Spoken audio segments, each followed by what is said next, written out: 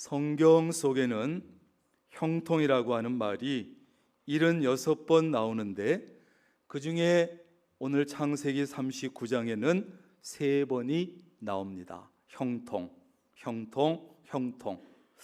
이 성경에서 형통이라고 하는 말은 성공이라는 뜻도 있고 일이 잘 되도록 앞길이 활짝 열리는 것도 말하고, 우리 국어 사전에 찾아보면 온갖 일이 뜻대로 됨이라고 되어 있습니다. 이 3가지 가운데 형통이 어떤 뜻을 가지고 있든지 우리는 형통이라는 것을 참 좋아합니다. 형통, 말만 들어도 좋고, 설교 시간에 꾸벅꾸벅 졸던 사람도 자던 사람도 만사 형통하기를 바랍니다 하면 큰 소리로 아멘 하지요. 얼마나 형통을 좋아하는지 몰라요. 그런데 저는 한 가지 궁금한 것이 있습니다. 하나님께서 우리에게 형통하는 삶만 주시면 참 좋을 텐데 왜 하나님은 우리에게 형통하지 못한 삶도 주실까? 여러분 궁금하지 않습니까? 우리를 사랑하신다면서 늘 형통하게만 하시면 좋지 않아요. 그런데 왜 때때로 우리에게 형통하지 못하는 삶을 주실까? 전도서 7장 14절입니다. 형통한 삶에는, 형통한 날에는 기뻐하고 곤고한 날에는 되돌아 보아라. 이 2가지를 하나님이 병행하게 하사 사람이 그의 장래일을 능히 헤아려 알지 못하게 하셨느니라. 이렇게 말하고 있어요. 답이 좀 나와 있습니다. 여기서 곤고하다는 것은 형편이, 처지가 좀 딱하고 어렵다 이런 뜻이니까 형통이라는 말과는 반대되는 뜻이죠. 그런데 하나님께서 형통한 날과 곤고한 날을 병행하게 하셨다. 병행하게 하셨다. 그렇습니다. 하나님은 우리에게 형통한 날도 주시고 곤고한 날도 주십니다. 곤고한 날도 주시고 형통한 날도 주십니다. 형통한 날만 계속되는 사람도 없고 곤고한 날만 계속되는 사람도 없다는 거예요. 형통하다가 언제 곤고하게 될지, 곤고하다가 언제 형통하게 될지 우리는 알 수 없어요. 내일 일은 남 몰라요. 하나님께서 그렇게 만들어 놓으셨어요. 왜? 우리 인간들을 너무나 잘 아시기 때문에요. 왜 그렇게 하셨을까요? 인간이 장래에 자신의 장래일을, 자신의 미래를 예측하지 못하게 하기 위해서. 우리는 내 장래일을, 내 미래를 잘 알면 좋을 것 같지만 하나님은 예측하지 못하게 하셨어요. 그것이 좋기 때문에. 만약에 여러분 인간들이 자신의 장래가, 자신의 미래가 형통할는지 곤고할는지 안다면 그걸 다 알아. 내가 지금 곤고한데 언제 형통하게 될지 다 알아. 내가 지금 형통한데 곤고하게 될지 다 알아. 그렇다면 여러분, 우리 인간들은 하나님을 의지하지도 않을 것이고 하나님을 두려워하지도 않을 것이고 하나님께 기도도 하지 않을 거예요. 왜? 다 아는데 뭐. 하나님 의지하고 하나님 두려워하고 하나님 앞에 굳이 기도할 게 뭐 있어요? 다 아는데. 인간은 자신의 장래일을 알 수 없기 때문에, 미래를 알 수 없기 때문에, 내일 일을 알 수 없기 때문에 그나마 하나님을 의지도 하고 하나님을 두려워하기도 하고 하나님 앞에 기도도 하는 것입니다. 그것을 너무나 잘 아시는 하나님께서 이렇게 만들어 놓으신 거예요. 그리고 전도서 3장 11절에 보면 이런 말씀이 있습니다. 하나님이 모든 것을 지으시되 때를 따라 아름답게 하셨다. 아름답게 하셨다. 여기 아름답게 하셨다는 것은 따라합니다. 조화롭게 하셨다. 그런 뜻이에요. 조화롭게 하셨다. 그래서 하나님은요, 형통과 곤고 이 2가지에 있어서도 조화롭게 하셨다. 하모니를 이루게 하셨다. 이렇게 말씀하는 거예요. 곤고함도 주시고 형통함도 주시고. 여러분 생각해 보세요. 우리 밤과 낮이 있는데 만약에 밤만 계속 된다고 하면 굉장히 고통스럽지요. 반대로 낮만 계속 된다면 그것도 고통스러운 거예요. 그래서 밤과 낮이 엇갈리면서 밤에는 좀 쉬고 낮에는 일하고 활동하고 이러니까 좋은 것이지, 낮이 좋아 그렇다고 낮을 계속 줘, 나는 밤이 좋아 밤만 계속돼, 굉장히 고통스러운 거예요. 또 비만 계속 오면 고통스럽지요. 반대로 그렇다고 햇볕만 쨍쨍 내리쬐도 굉장히 고통스러운 거예요. 그와 같이 우리에게, 인생에게 형통한 날만 계속 된다면 사람들은 안일해지고 긴장을 풀 것이고 타락할 거예요. 죄 지을 겁니다. 곤고한 날만 그렇다고 계속 된다고 하면 사람들은 낙심하고 절망할 것입니다. 여러분, 기차가 말이지요, 균형을 딱 잡고 잘 힘차게 달리기 위해서는 두 개의 레일이 필요한 거예요. 물론 모노레일도 있지만 모노레일은 이 두 개의 레일 위에 달리는 기차보다 못 달려요. 두 개의 레일 위에 달릴 때 균형을 잡고 엄청나게 달릴 수도 있어요. 여러분, 우리 인생에도 두 개의 레일이 있는데 하나는 형통의 레일이고 하나는 곤고라는 레일이에요. 이 두 가지를 달려가는 거예요. 밟고. 우리에게는 형통과 곤고 이 두 가지가 다 필요하고 유익하기 때문에 하나님께서 이 두 가지를 병행하신다, 이렇게 말씀합니다. 그래서 하나님은 우리에게 때에 따라서 어떤 때는 형통한 날을 주시고 어떤 때는 곤고한 날을 주십니다. 기가 막힌 하나님의 섭리 속에 이루어지는 거예요. 우리 인간들을 너무나 잘 아신 하나님께서. 자, 그렇다면 우리는 형통할 때는 어떻게 해야 되고 곤고할 때는 어떻게 하면 되겠습니까? 전도서 7장 14절, 형통한 날에는 기뻐하고 곤고한 날에는 되돌아봐라. 먼저 형통한 날에는 뭐하라? 기뻐하라는 거예요. 하나님께서 형통한 날, 좋은 날을 주셨냐? 그러면 기뻐해. 하나님이 주신 날이니까 기뻐해. 형통한 날을 주신 하나님께 감사해. 그리고 그러나 형통한 날이라고 해서 교만하지 말고 겸손하게 하나님을 의지해야 돼요. 형통한 날을 주시면 그 형통을 행복하게 누리면 돼. 그러나 형통한 날이 계속될지라도 결코 하나님을 잊지는 말아야 돼요. 이게 우리 성도들이 해야 될 일이에요.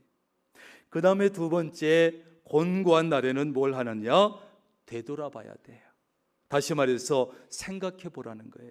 곤고한 날에 되돌아봐라, 생각해봐라. 여러분, 믿음의 사람들도, 믿음의 사람에게도 내 자신이 병들거나 가족이 병들거나 가정에 불화가 생기거나 직장을 잃어버리거나 사업에 실패할 수 있습니다. 취업에 실패할 수 있습니다. 진학에도 실패할 수 있습니다. 생각지도 못했던 어려움을 만날 수도 있습니다. 그렇지 않아요? 이건 믿음의 사람이나 불신의 사람이나 마찬가지예요. 생각도 못했던 일로 인해서 불화가 생기고 어려움을 만나고 힘들 때가 있단 말이에요. 자, 이렇게 어려운 일과 불행한 일을 당할 때 그리스도인은 적어도 5가지 생각을 해야 됩니다. 말씀드립니다. 첫째, 어렵고 어려운 일, 불행한 일은 나만 당하는 일이 아니라는 생각을 해야 돼요. 나만 당하는 일이 아니야. 어려운 일, 불행한 일은 나만이 아니라 다른 사람들도 다 당하는 일이야. 근데 우리는 어려운 일, 불행을 당하면 나만 그 일을 당하는 것처럼 생각하기 때문에 불평이 쏟아져 나오고 원망이 쏟아져 나오는 거예요. 두 번째 생각할 것은 이 어려움과 불행한 일은 우연한 일이 아니라는 생각을 해야 돼요. 우연이 아니다. 그렇다면 이 우연한 일이 아니라면 이 어려운 일과 불행한 일은 하나님의 뜻이 도대체 무엇일까? 하나님의 목적이 무엇일까? 생각해 봐야 돼요. 생각해 봐요. 세 번째, 이 어려움과 불행한 일이 꼭 나쁜 것만은 아니라는 생각을 하셔야 돼요. 따라합니다. 꼭 나쁜 것만은 아니다. 예, 내가 당하는 어려운 일까지도 합력하여 선을 이룰 수 있다는 그 생각을 반드시 우리 믿음의 사람들은 해야 되는 거예요. 이 일을 통해서 하나님께서 선을 이루실 수 있다. 네 번째는 내가 곤고한 날을 맞이하고 당하고 있을지라도 네 번째 생각은 항상 이렇지는 않을 것이라는 생각을 해야 돼요. 항상. 지금은 곤고한 날을 내가 보내고 있지만, 어려움을 당하고 있지만 형통한 날이 언제 찾아올지 모른다는 생각을 하는 것이죠.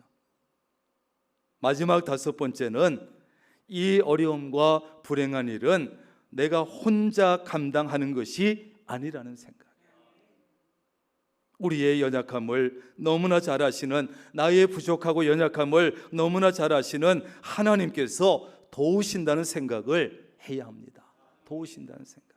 나 혼자가 아니다. 그러므로 곤고한 날에도 하나님께서 나와 함께 하신다는 이 믿음을 가지고 역경을 극복해 나갈 수 있기를 바랍니다. 이런 생각을 해야 곤고한 날에도 그 곤고함이 내게 유익이 되고 그 곤고한 날에서 승리할 수 있습니다. 이 다섯 가지 생각.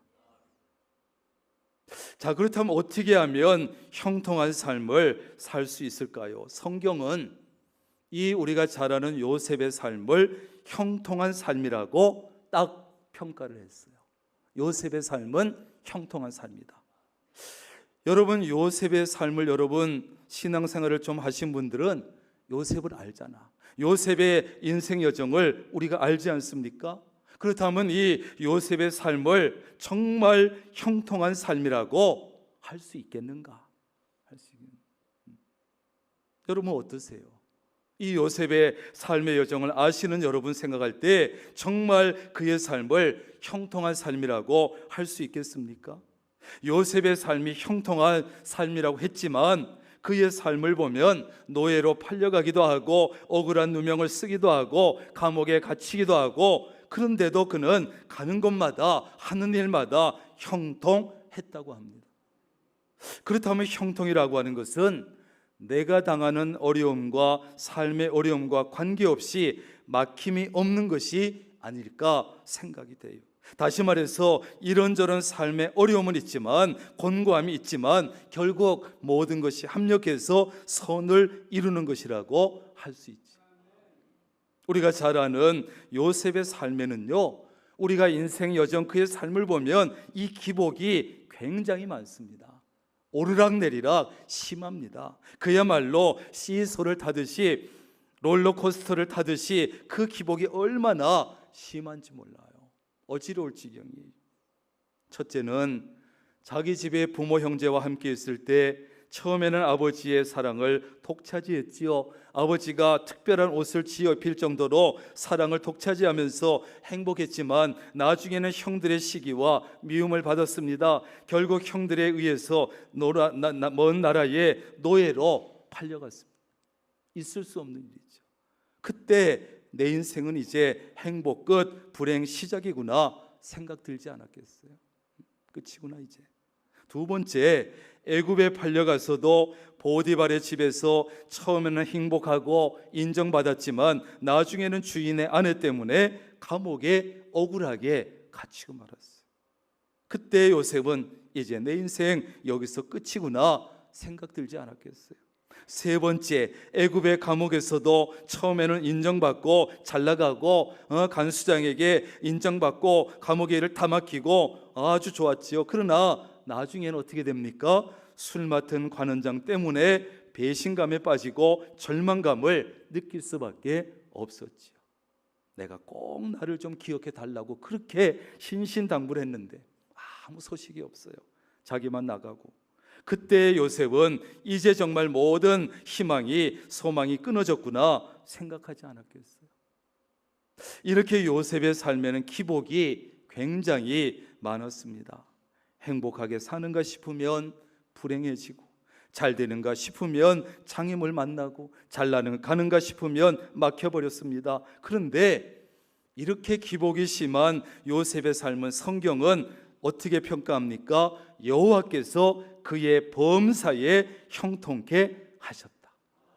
그냥 형통도 아니고 범사의 모든 일에 형통케 하셨다. 이렇게 평가를 하는 거예요. 이 말이 되나? 하나님께서 요셉의 모든 일에 형통케 하셨다는 것인데 정말 그런가? 우리가 볼 때 반은 맞고 반은 틀린 것 같은데 왜 범사에 형통케 하셨다 그렇게 할까? 여러분, 여기에 귀한 진리가 들어있는 것이에요. 이것은 요셉의 삶 가운데 한 부분만 보고 한 시기만 보고 평가한 것이 아니에요. 요셉의 삶 전체를 보고 평가한 것입니다. 따라합니다. 한 부분이 아니라 전체를 보고 평가한 것이다. 예. 그래서 성경은 요셉의 삶에 대해서 범사의 요셉의 삶은 형통했다고 평가하고 있어요. 우리는 내 인생 전체를 볼 수가 없습니다. 그렇지 않아요? 그냥 일부분 그때그때 조각조각 내 인생을 봅니다. 그러나 우리 하나님은 나의 인생, 우리의 인생 전체를 다 보시는 거예요. 그러므로 내 인생에 대한 나의 평가보다 하나님의 평가가 정확합니다. 맞습니다. 정확합니다. 그렇지 않아요? 일부분을 보고 평가하는 것과 전체를 보고 평가하는 것 중에 어느 것이 맞겠어요? 요셉의 인생도 부분 한 부분 어느 한 시기만 보면 참 불행하고 불통하고 정말 어려운 삶이지만 전체적으로 보면 형통했다는 거예요. 형통했다. 우리 그리스도인들은 이런 믿음의 눈과 이런 성경적인 눈을 가져야 합니다. 가져야 돼. 믿음의 눈, 성경적인 눈을 가지고 내 삶을 볼 줄 알고 내 삶을 평가해야 합니다. 그런 차원에서 여러분의 삶은 어떠냐 하는 거예요. 여러분의 삶은 행복합니까? 아니면 불행합니까? 여러분의 삶은 형통한 삶이었습니까? 아니면 형통하지 못한 삶이었습니까? 우리의 삶도 한 부분만 보면, 어느 시기만 보면, 삶의 어느 시기만 보면 실패했다 생각하기 쉽고, 불행했다 생각하기 쉽고, 형통하지 못했다 생각하기 쉬워요. 그러나 내 삶을 전체적으로 보면 성공적인 삶이고 행복한 삶이고 형통한 삶이라고 평가할 수 있을지 모릅니다. 하나님께서 보실 때. 그러므로 우리는 내 인생 실패했어, 내 인생은 불행해, 내 인생은 형통하지 못해, 이렇게 너무 성급하게 평가하면 안 된다는 말씀이에요. 그리고 내 인생에 대한 평가는 나의 평가와 하나님의 평가가 전혀 다를 수도 있다는 사실을 잊지 말아야 돼요. 나는 불행했고, 나는 실패했고, 나는 형통하지 못했다고 나는 나를 평가하는데 하나님은 아니야, 네 삶은 형통한 삶이었어. 평가할 수도 있는. 우리는 전체를 보지 못하지만 전지하신 하나님은 전체를 보시기 때문에, 그래서 요셉의 인생도 하나님께서 전체적으로 보시니까 결국은 다 형통한 삶이었다는 거예요. 어느 한 부분은, 어느 시기는 잘 안 되는 것 같았지만 결국은 다 형통한 삶이었다는 거예요. 이 눈을 가져야 돼요. 요셉의 삶을 전체적으로 보면 요셉이 만나는 그 고난들도 결국은 요셉의 꿈을 이루어가는 과정이었습니다. 정말 그런가 살펴보겠습니다. 첫째, 요셉은 형들의 미움을 받아서 노예로 팔려갔지만 그것은 요셉이 애굽의 총리로 가는 길이었습니다. 총리로 가는 길이었습니다. 아멘 안 하잖아. 첫 번째는요. 아닌 것 같거든, 아무리 봐도. 그러므로 형들이 요셉을 노예로 팔아버린 것은 요셉의 꿈을 이루는 것을 도와준 것이었어요.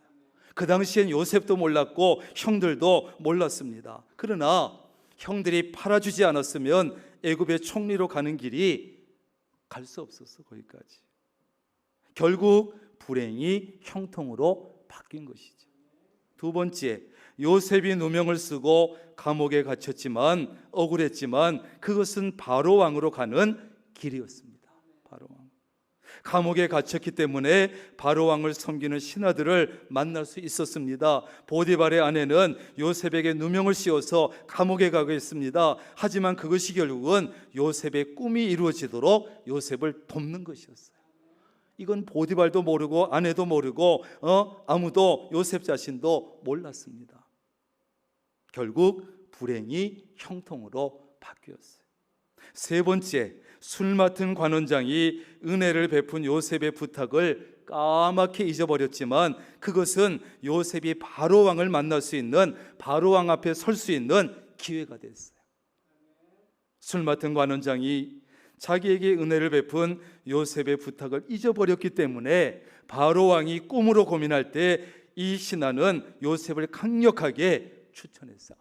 그렇지, 내가 잊어버렸었지.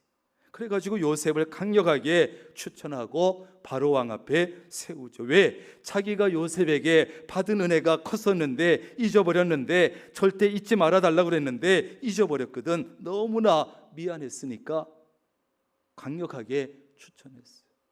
결국 불행이 형통으로 바뀌었어요. 그러므로 요셉이 가는 길은 모두가 형통으로 가는 길이었습니다. 한 부분을 보면 불행으로 가는 길 같았지만 결국은 형통으로 가는 길이었다. 여러분, 우리가 가는 길에는 우리의 길을 가로막는 장애물들이 나타납니다. 이런 거 왜 주시나? 왜 이런 것들을 자꾸 주시나? 고난도 있습니다. 장애물도 있습니다. 이런 거 안 주시면 좋겠는데, 그런데 그것이 우리를 형통한 길로 인도하는 경우가 많습니다. 다는 아니지만. 그러므로 우리는 내 앞을 가로막는 장애물이나 고난을 보고 성급하게 불평하거나 원망하지 말아야 합니다. 그 장애물이, 그 고난이 어떻게 쓰일지, 어디로 가는 길로 쓰일지 모르기 때문에, 그리고 하나님께 내 삶을 맡기고 하나님께서 내 삶을 인도해 가시도록 해야 합니다. 하나님께서 나의 삶을 주관하시도록 내드려야 합니다. 요셉은 아무 잘못 없이 형들에게 미움을 받고 노예로 팔려가고 억울하게 누명을 쓰고 배신을 당해도 불평하지 않고 원망하지 않았습니다. 왜? 하나님을 신뢰했기 때문에. 지금 내가 곤고한 날을 보내고 있지만 하나님을 신뢰했기 때문에. 그리고서 인생을 하나님께 전적으로 맡겼어요.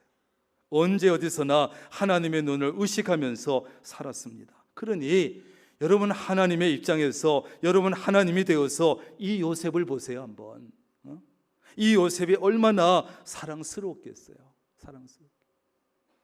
저 요셉 내가 만들었지만 참 이쁘다, 사랑스럽다. 그래서 하나님은 요셉과 함께 해주셨어요.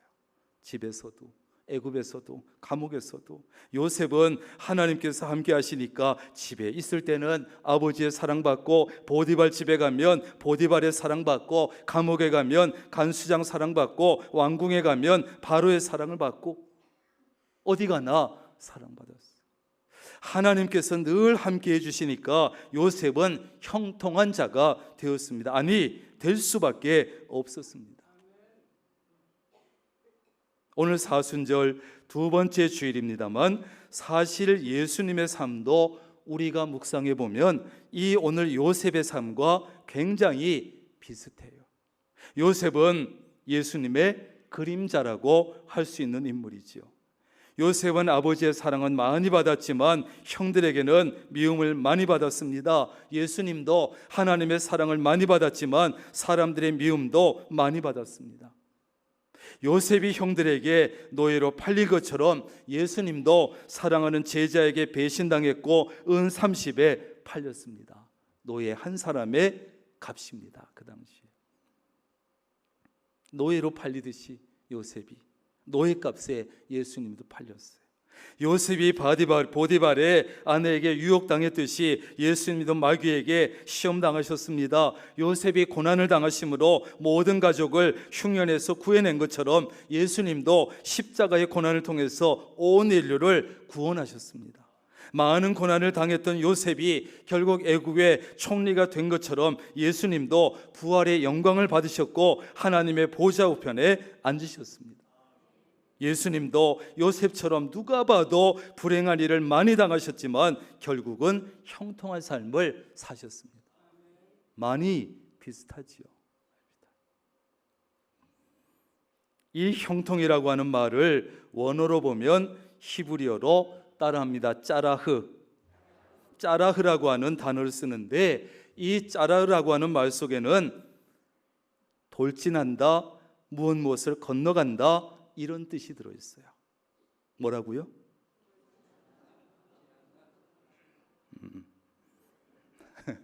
예, 맞은 것 같습니다. 예, 돌진한다, 무엇을 건너간다, 이런 뜻이 있어요. 그게 뭐라고요? 형통, 짜라흐. 그러므로 형통이라는 것은 내 앞에 어떤 장애물도 나타나지 않는다, 이것이 아니에요. 장애물이 없는 게 아니에요. 형통은 어떤 장애물이 나타나더라도 그 장애물을 뚫고 돌진하는 것이고, 혹은 장애물이 나타나면 훌쩍 뛰어 건너가는 것이 뭐다? 형통이다. 이게 성경적인 형통이에요. 여러분 삶 속에 어려움이 전혀 없는 사람이 어디 있습니까? 하나님을 믿지 않는 사람이나 믿는 사람에게나 고난이 있고 어려움이 있습니다. 곤고가 있습니다. 그러나 중요한 것은 뭐냐? 내가 당하는 고난을 뚫고 돌진할 수 있느냐 없느냐, 내 앞에 놓인 어려움을 뛰어넘어서 갈 수 있느냐, 아니면 걸려서 넘어지느냐, 이것이 문제지요. 이것이 고난도 어려움도 내가 뚫고 갈 수 있다면, 돌진할 수 있다면, 넘어갈 수 있다면 그것은 더 이상 내게 고난도 어려움도 아닙니다. 그런 것이에요. 그런데 우리 그리스도인들은 감사하게도 그런 장애물을 극복할 수 있는 비결을 공통적으로 가지고 있어요. 저도 가지고 있고 여러분도 가지고 있어요. 그 비결은 전능하신 하나님께서 나와 함께 해주시는 거예요. 하나님께서 나와 함께 하시게 하려면 그럼 우리는 나는 어떻게 하면 될까? 요한복음 8장 29절, 나를 보내신 이가 나와 함께 하시도다. 나는 항상 그가 기뻐하시는 일을 행함으로 나를 혼자 두지 아니하셨느니라. 예수님의 고백이에요. 예수님. 나를 보내신 하나님께서 나와 함께 하시는데, 왜냐하면 내가 항상 하나님이 기뻐하신 일만 하니까 나를 혼자 두지 아니하시고 함께 해 주신다는 거예요. 이게 돼야 되는, 그렇습니다. 하나님께서 기뻐하실 만한 삶을 살면 하나님께서 그 사람을 혼자 두지 않습니다. 늘 함께해 주십니다. 내가 장애물을 뚫고 돌진할 수 있는 힘을 주시고, 장애물을 넘어서 뛰어서 건널 수 있는 능력을 주시고 믿음을 주십니다. 그것이 바로 성경적인 형통이라는 거예요. 그것이 바로 우리 그리스도인들이 살아야 될 형통한 삶의 모습입니다.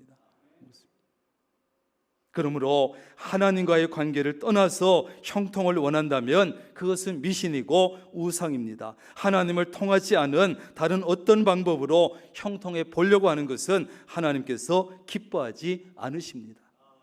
하나님께서 함께 하시지 않은 고통은 형통한 것 같으나 형통하지 않는 것이에요. 그러나 하나님께서 함께 하시는 형통은 실패하는 것 같으나, 성공하고 지는 것 같으나, 이기고 막히는 것 같으나 뚫립니다. 그래서 그리스도인들은 때로는 역설적인 삶을 살고 때로는 역전적인 삶을 사는 것이에요. 두 가지 어떤 삶이라고요? 역설적인 삶과 역전적인 삶을 사는 거예요. 누가? 그리스도인들. 역설적인 삶과 역전적인 삶이 가장 통쾌한 인생이죠. 운동 경기를 볼 때도 역전하는 경기가 가장 통쾌하죠. 지는 줄 알았는데 이기는 거예요.